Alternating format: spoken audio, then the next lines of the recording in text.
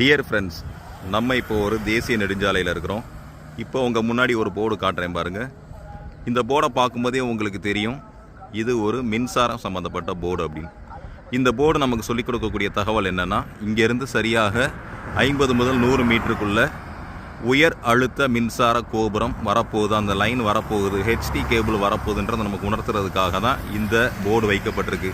பார்க்குறீங்களா, ரோட்டில் உங்கள் கண்ணுக்கு முன்னாடி தெரியுதுல உயர் கோபுரம் அந்த இருக்குது பாருங்கள். இந்த கேபிள் இடையில கிராஸ் பண்ணும். அந்த கேபிள் கிராஸ் பண்ணும் பொழுது சிறிய லெவல் வாகனங்களுக்கெல்லாம் எந்த பிரச்சனையுமே இல்லை. அதே நேரத்தில் பெரிய லாரிகள், கண்டெய்னர்கள் வரும் பொழுது அவங்க மிக கவனமாக போகணுன்றது எச்சரிக்கை கொடுக்கறதுக்காகவே இந்த சிம்பல் வைக்கப்பட்டிருக்கு.